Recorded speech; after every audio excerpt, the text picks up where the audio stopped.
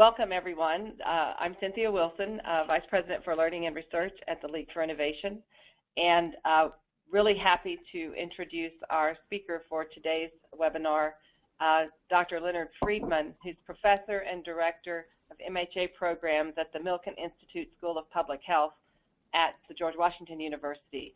And we're just delighted to have another friend from GWU with us. Dick Riegelman, who's been working with us throughout this experience, is also at the Milken Institute School of Public Health at GW. So we're delighted to have you here, Lynn, and I'm going to stop talking and turn it over to you. And as we've done with all of these, we'll have questions at the last 15 or 20 minutes we'll have for questions. So you want to just go ahead and get started, Lynn? Thanks. Great. Thank you, Cynthia. I appreciate this opportunity.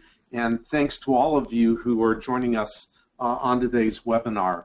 As Cynthia mentioned, my name is Leonard Friedman. I'm a professor and director of the Master of Health Administration program here in the Milken Institute School of Public Health, the Department of Health Policy and Management. Just to establish some bona fides, I arrived here at GW 7 years ago, but before that I spent 16 years on the faculty at Oregon State University, where I ran a bachelor's, master's, and doctoral program in health administration. So undergraduate health administration is really something very near and dear to me. So what I'd like to do is just give you a brief outline of what today's webinar is going to cover. We're going to start by examining some of the career opportunities that are available in this field, and as you're going to discover very shortly, I am very bullish on the whole domain of healthcare management as a career for undergraduate students. We'll spend some time talking about how healthcare management students are educated and what it is they need in order to enter this field in a successful manner. And then I think for all of you in the community college world, the question that's probably on your mind is how effectively can your programs articulate with a Bachelor of Science or similar bachelor degrees programs, and we'll spend some time on that. And then, as Cynthia mentioned, I want to give plenty of time for all of you to have your questions both asked and answered. So first of all, let's start with some data that comes to us from the United States Department of Labor. These are the statistics that they provide with respect to a whole variety of different professions, not just in health, but all kinds of different things. So the data from last year, and we specifically looked up the terms healthcare management, or people who are going to have managerial roles in this field. This does not include people who are in clinical healthcare. So physicians, nurses, physical therapists, and the like are not in this group. The Department of Labor projects the growth in healthcare management to be much faster than average. And that's, certainly in this economy is a very good thing.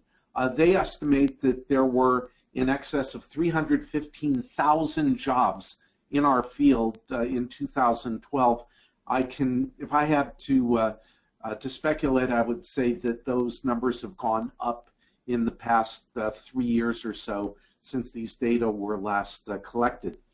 The median wage in 2012 for healthcare managers, $88,580. That is not insignificant, and I think is a piece of information that a lot of students would like to have available. The other thing that is important for students to know is that the bachelor's degree is in fact the minimum education requirement that is needed to enter this field. They do not need a master's degree to enter the domain of healthcare management. You can do it with a bachelor's. Now, that said, we'll get into the rationale and the distinction between bachelor's and master's preparation in a little while. But keep this in mind. This is a growing field in high demand with salaries that pay pretty well. So where do people work when they get a degree in healthcare management?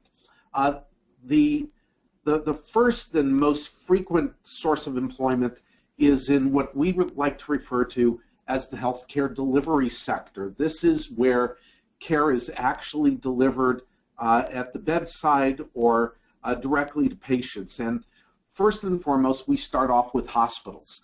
Now, it should be noted that hospitals represent the largest single fraction of the United States healthcare bill. And that number is probably not going to get very small very soon. We do know, however, that the number of hospitals is shrinking. There are significantly fewer hospitals today than there were 10 years ago. So while opportunities exist in hospitals, they may not be quite as frequent as they were maybe a decade or so ago. Other areas for healthcare delivery include things like physician practice management.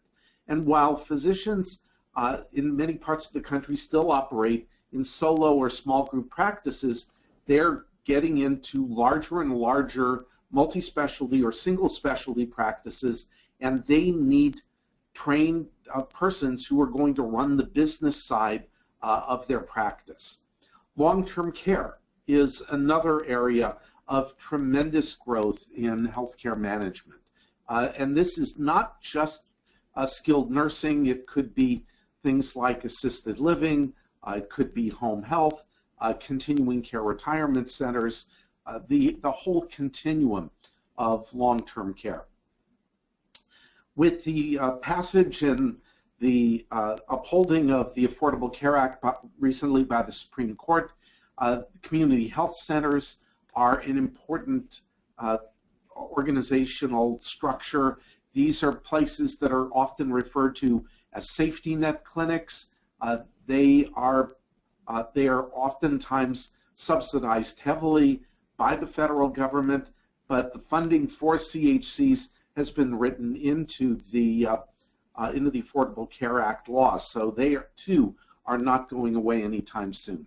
The Veterans Administration, for all of the bad press that they've gotten recently, continue to be an important part of our delivery system, and particularly as more and more of our young veterans are returning from overseas encounters in which they have been injured. The VA exists to take care of these soldiers, and we have, I think, a moral obligation to do that and to do it extremely well. So beyond healthcare delivery are a number of other opportunities for graduates with healthcare management degrees. Things like commercial health insurance. Commercial health insurance is not going away anytime soon, so places like WellPoint, United Healthcare, Aetna, all of those. While the need is probably for people who have a little more background in finance and other business type of specialties, they still will hire our graduates on a fairly frequent basis. Consulting firms are a good opportunity for students who want to work hard and learn the business from the ground up. Medical device manufacturers, people who produce orthotics and prosthetic devices, implants, insulin pumps, a whole variety of different medical devices will very frequently hire people, particularly with undergraduate degrees. Those who have a little more of that sales persona would do well. Pharmaceutical manufacturing and sales, the whole pharma industry is really one where undergraduate students with a degree in health administration can do extremely well, particularly those who have the ability to talk effectively with clinicians and others about pharmaceutical products. And then finally, and this is not an exhaustive list, but things like health information technology. Health IT is a significant part of the healthcare world, and those of us who think that we're going back to the days of paper and pencil medical records that are held in loose leaf binders, I can tell you those days are done. And so people who have an understanding of IT and applied to the healthcare world are going to be extremely valuable. So those are really the sort of opportunities, and it underscores the reason why I think healthcare is going to be in such high demand, and healthcare management. So let's take a look now at the education of people in this field. It starts with really educating people about what is healthcare management. My experience both at Oregon State as well as here are that most students who either leave high school or transfer in from community college, few if any of them have thought about a career in healthcare management. When they think of healthcare, they think of the clinical professions, they think of medicine, dentistry, nursing, pharmacy, those things that people are much more familiar with. But the other piece to it is that healthcare management has not exactly been portrayed terribly well in movies and in the media. So we've got a bit of an image problem to overcome.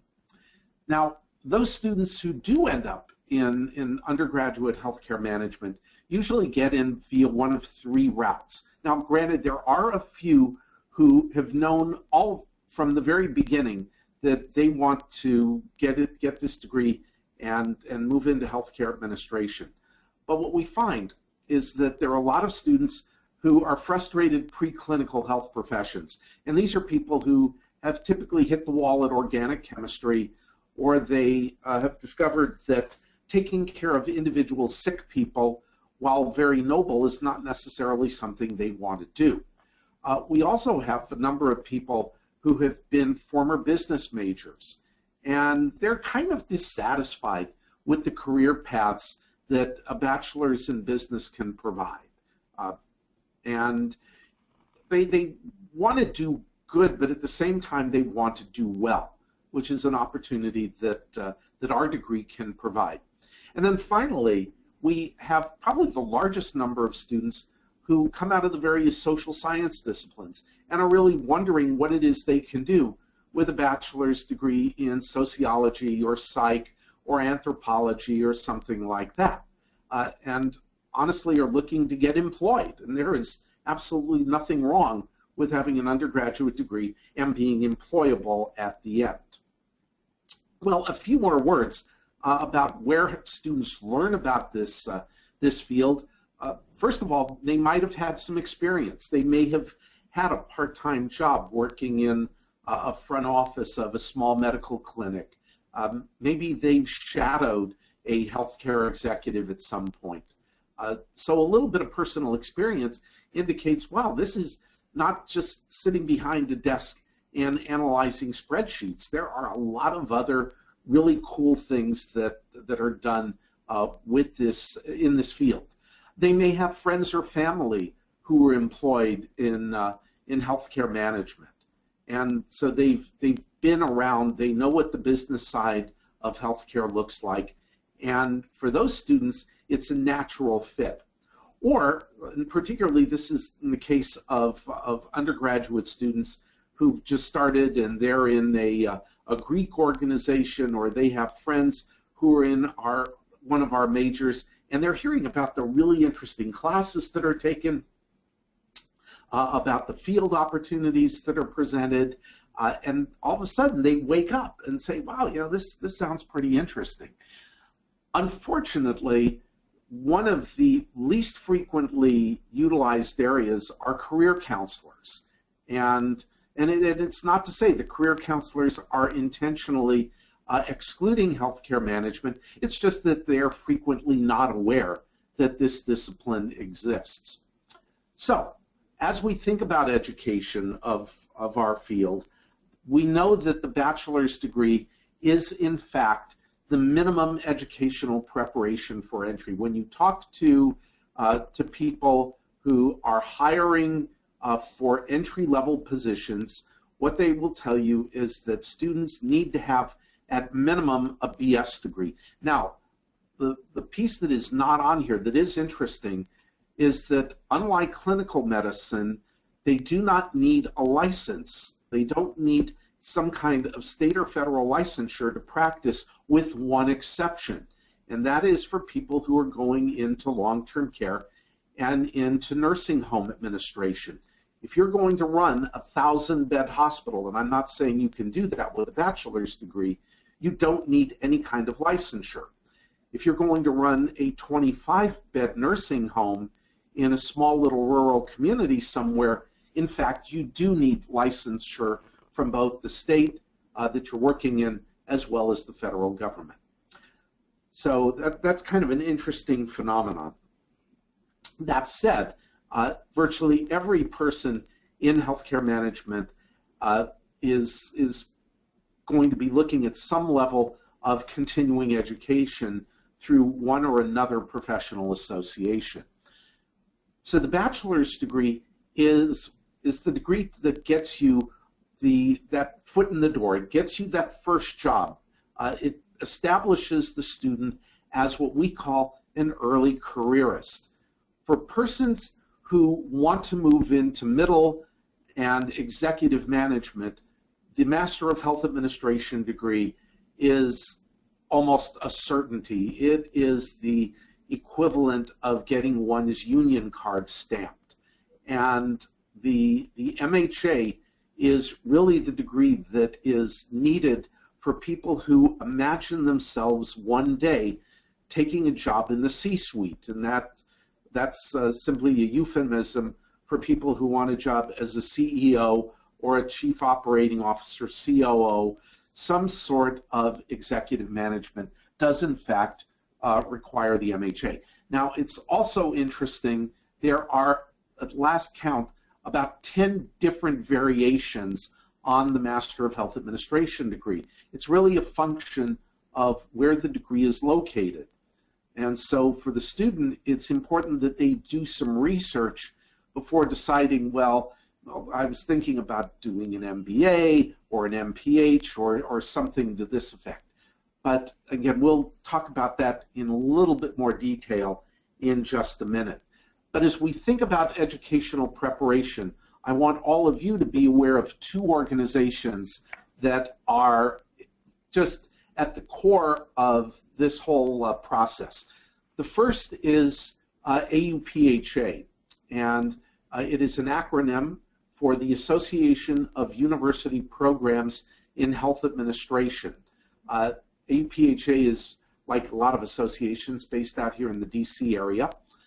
It is a member organization, and it represents all of the undergraduate and graduate health management programs in America. It is North America, rather. It also includes Canada as well as Puerto Rico. But AUPHA's job, at least in terms, they really have two major roles. The first is to really be a resource for faculty and working on pedagogy and curriculum and making sure that the teaching activity in healthcare management is as good as it can possibly be. The other piece of AUPHA's efforts is to certify undergraduate programs. So certification is different from accreditation. Accreditation is linked to an activity that is that has a sign-off by the US Department of Education.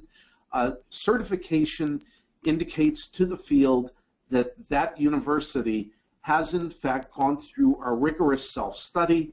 They have adequate faculty, they have a good curriculum, and we'll go over that in just a few moments, that they have the resources, they have the infrastructure that is essential to support an undergraduate program. So when I was at Oregon State, we were a full certified member of AUPHA. You go through a certification, I believe it's now once every 6 years or so, and it is for the field, it is the mark of distinction for undergraduate education. At the graduate level, so there we noted 45 AUPHA full certified programs. At the graduate level, there are 75 what we call CAHME accredited programs. CAHME is the Commission on Accreditation for Healthcare Management Education, and they are responsible for the graduate preparation. So the program that Dean Riegelman and I work with here at GW is CAHME accredited. We went through our last self-study in 2013, and we were accredited for a period of 7 years.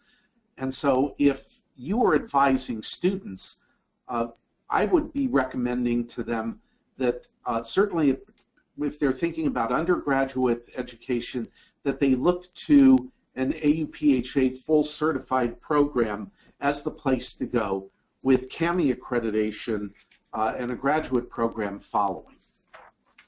All right, so now let's talk a little bit about articulation and what this really means for you at community colleges and how you can best link up with bachelor's programs.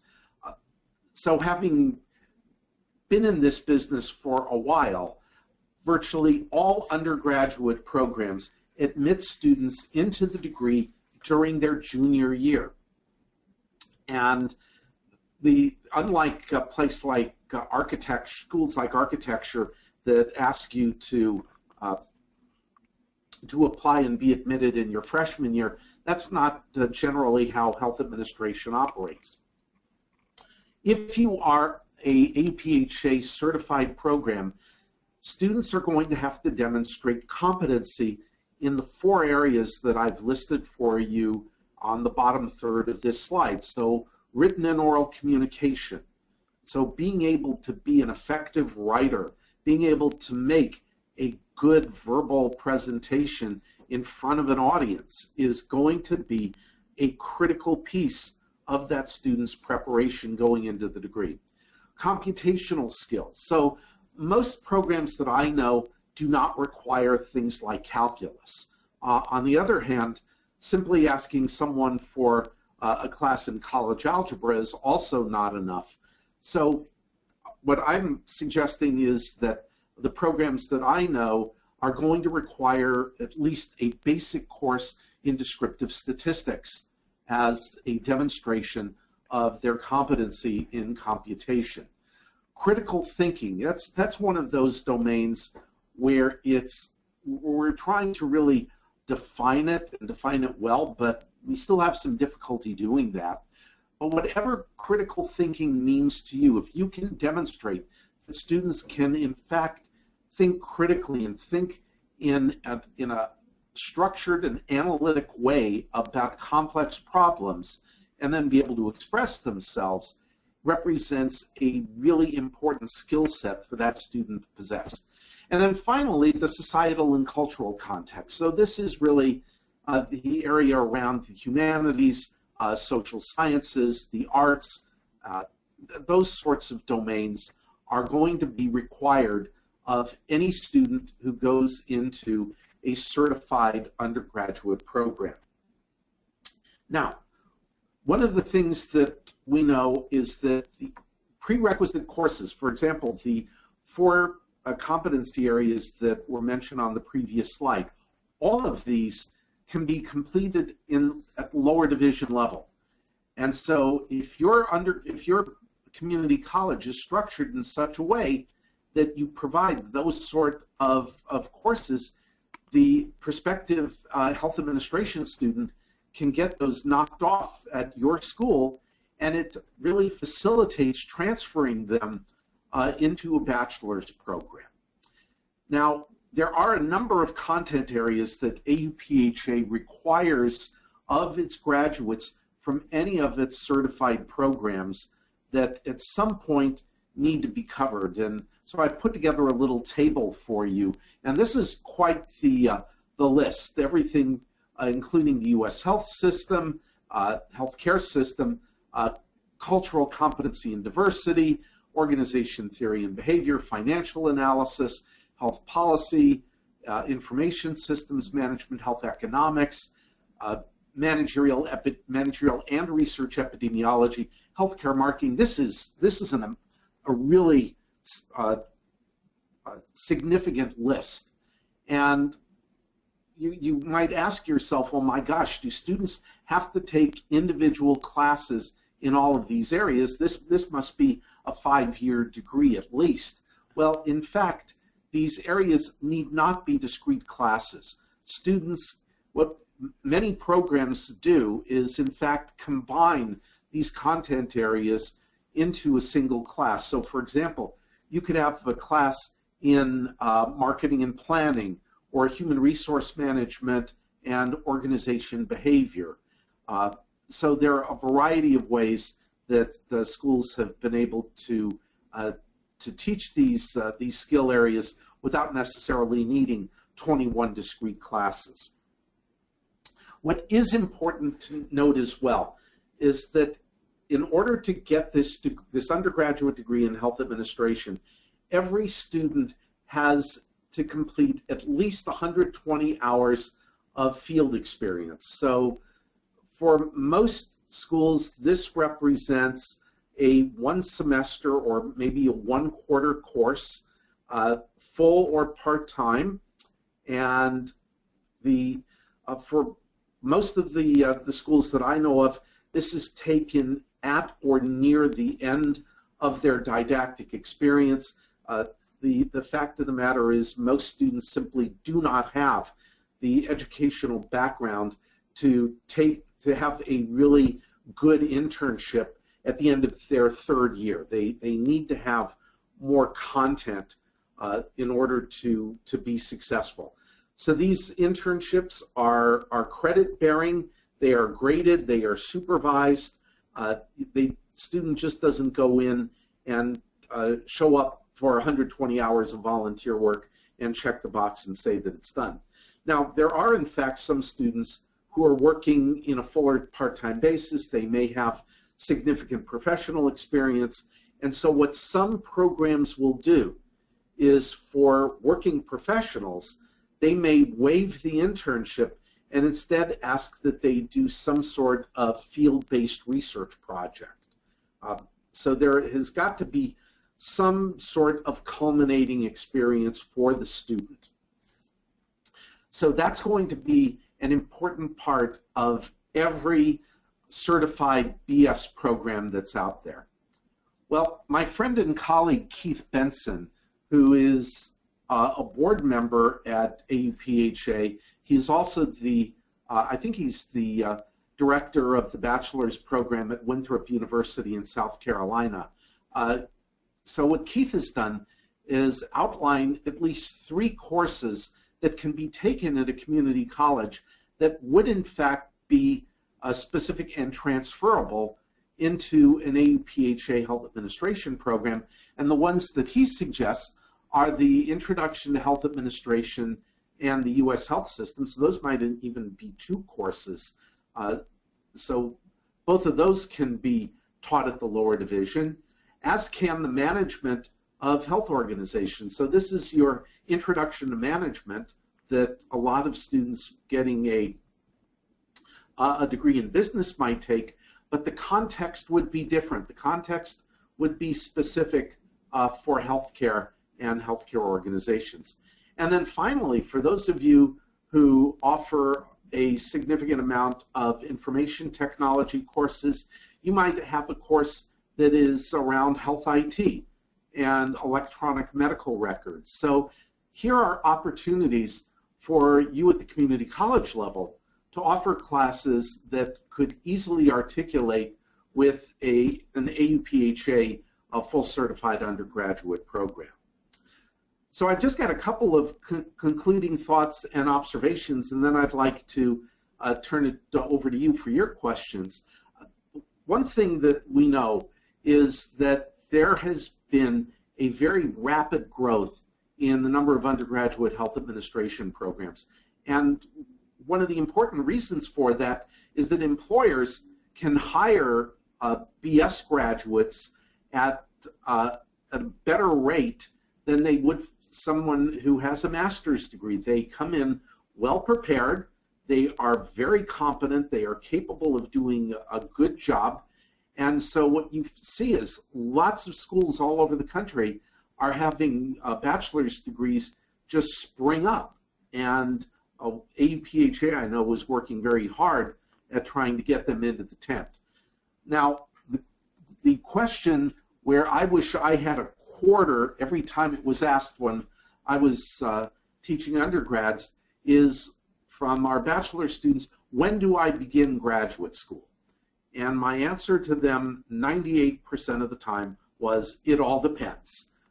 There are a number of students who want to get started right away, who think they will forget how to study, that if they don't start grad school the moment they finish undergrad, then they're never going to be able to succeed, which of course is silly.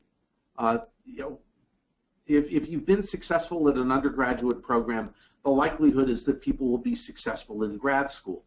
So what some people do is go out and work for a year or two and really find out if this is the field in which they want to invest their time and resources to get an MHA, because once you've got that degree in hand, you've really made that commitment. A couple of other opportunities is that, particularly given the reduction in the number of hospitals across the U.S., what we find is that people with bachelor's degree tend to have more opportunities, particularly in delivery, within physician practice management as well as long-term care.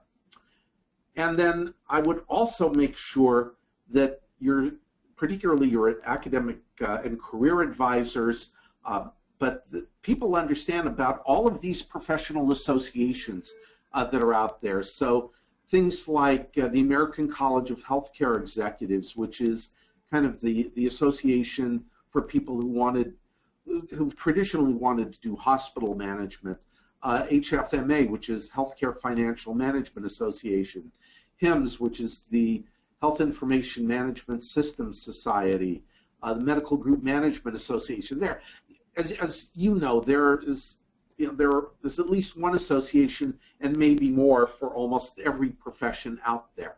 And virtually all these associations have student chapters. They welcome early careerists. They represent a very good source of information for people who are thinking about healthcare management as a career. I mentioned this before. I would be remiss if I didn't remind all of you, please talk to your health professions advisors about this field. There are just some tremendous opportunities, and I would make sure that healthcare management is on your advisor's radar.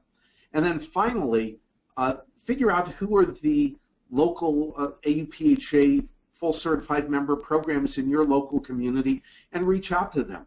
Talk with their program directors. Find out who they are. If you just go in, and on the next slide, well, I'll give this to you. Whoop, I'm sorry, I missed one slide. Oh, my bad. We'll get to that in a second. So just the last thing is our competencies for students and the things that they need in order to be successful at the bachelor's level. The first, and I've mentioned this already, but it bears repeating, outstanding verbal and written communication ability. If they cannot write and speak clearly in a professional manner, they are going to be severely handicapped. So if you can stress that to your students, that would be greatly appreciated. Interpersonal skills are absolutely essential.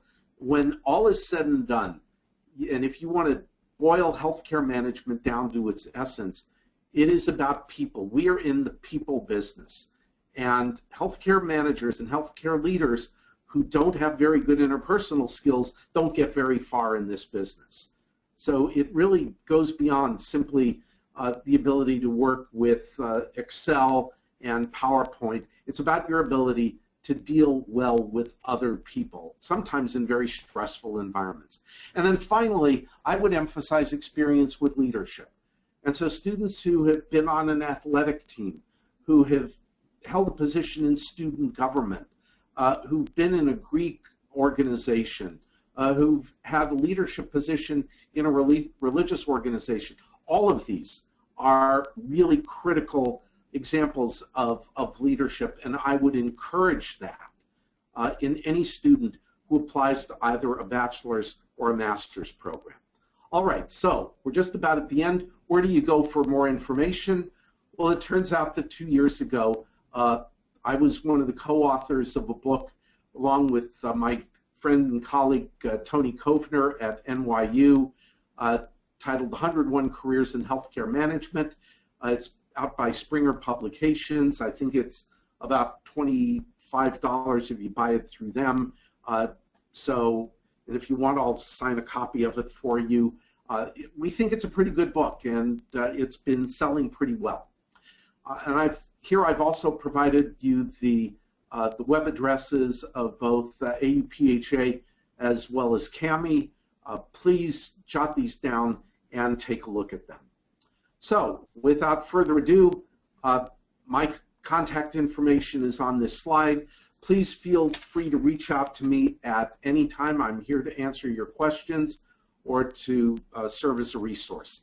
So Cynthia, I am turning it over to you. There's our hippopotamus, the unofficial mascot of the university. And for those who have any time, I'll give you the story of it. But anyhow, that's it from my end. I don't know if we can go any further without hearing the story. We do. So while we're kind of waiting for questions, Dick, did you have any comments or anything you wanted to this was an excellent presentation. I mean, this is a complicated field, and Professor Friedman really, I think, gave you a great view. And he also emphasized the importance of AUPHA, the Association of University Programs in Health Administration, and I think they can provide, and their website provides a great deal of additional information in connecting with programs. One issue that Dr. Friedman might comment a little bit more on, I think, is the unique opportunity that exists in long-term care. This is clearly an area where community colleges can create unique programs and where there is a special need and opportunities. So maybe you could give us a few more comments on if a program would like to look at doing a long-term care program, what kind of questions would you think they should address? Sure. Actually, to get long-term care licensure, there are criterion that are set up by a group called NAB, N-A-B. It's a funny acronym. I want to say it's the National Association of Boards of Nursing Home Examiners. And there are actually only 2 required classes that a student has to take, but they are very specific in long-term care administration.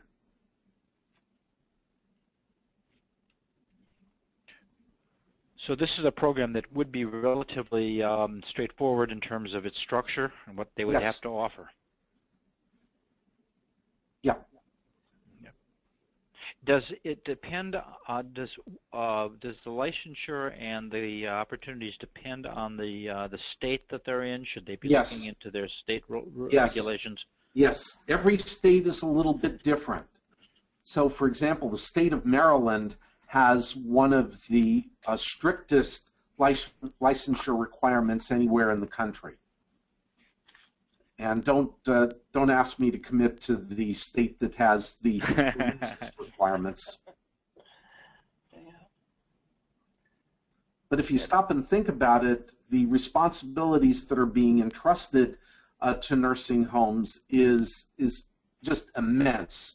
And in many respects, it makes sense that this licensure exists. Okay, well, we've got one question about undergraduate degrees in health. Are students with undergraduate degrees in health care employed in dental practices or in health departments? My experience is that the short answer is no. My experience with county health departments is that they tend to employ people in administrative roles who are first and foremost clinical people. So nurses, social workers, dentists. I know of one county health department that's run by a veterinarian. But it is very infrequent that you will see a county health department hire someone who has strictly a degree in healthcare management without already having a clinical background. Dental practices are simply the way they're structured. Most dentists currently operate in the way that most physicians used to operate, which is they run either solo or two-person practices. And so they really don't have the need for a full-time administrator. Now, larger dental practices that look more like physician practices with 6 or 8 or 10 practitioners, that may be different. But most dentists are still in the mode where they're operating as solo business persons. Are there any other questions? We'll give folks an opportunity to just click on the questions box and key in your question. We'll be happy to address it now.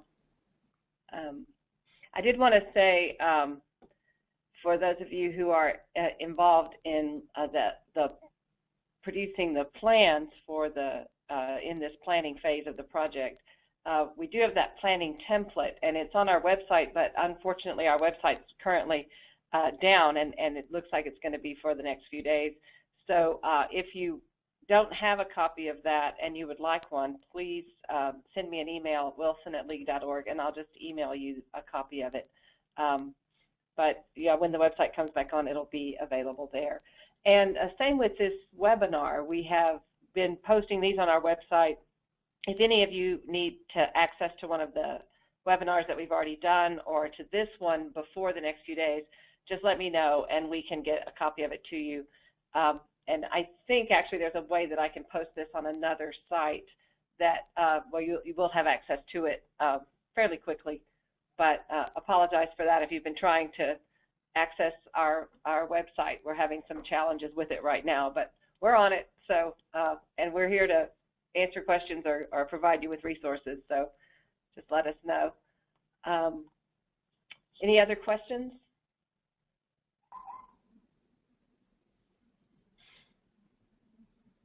Doesn't look like we've got any. Lynn or Dick, did you have any other comments that you wanted to make before we close the webinar? None for me, other than again to express my appreciation for this opportunity to chat with you and to let you know about what I think is one of the most dynamic and interesting fields out there. Okay, Dick, anything else? Yeah, no, I think I second that, and I am pleased that those of you who have participated in this, we'll be having a session next week on the environmental health options, and then 2 sessions on the 4th and the 11th of August on health navigation education. So I hope this is certainly one of the very important and one of the areas that we felt had a priority for trying to develop in community colleges. So this has been a benefit to all of you. Yeah, I think this is an area, again, as Lynn, as you said early on, that it's might not be something that's in a student's head as an idea. It's someone who wants to go into healthcare, but they're not thinking about this, and to provide that option as early as the first years of an undergraduate degree, I think it would be really helpful. Again, what we're talking about in this program, what we've been talking about in this project, is really providing students with more opportunities. And whereas many students come in and they're just thinking about healthcare in the sense that they've experienced healthcare, I want to be a nurse or I want to go into practice, that kind of a practice. This is another area, as all of public health is, that provides another option for students. So, Lynn, thank you so much for providing this presentation. I am going to ask you to tell the story of the hippopotamus. Okay, well, and I'm going to ask Dean Riegelman just to make sure if I'm going off the rails to let me know. Okay. But the hippo actually, it is here at the university. So our immediate past president, Stephen Joel Trachtenberg, as I understand, was on a visit to Rhode Island at some point, and he went to a flea market and saw this brass hippopotamus at the flea market and thought it would be a lovely gift to take home to his wife. So he had it crated up and shipped back to his home. And here's this rather large crate. The hippopotamus weighs, it's about, I think about 2 tons. And his wife took one look at it and looked at President Trachtenberg and said, "Honey, you decide which one stays here at the house." Yeah.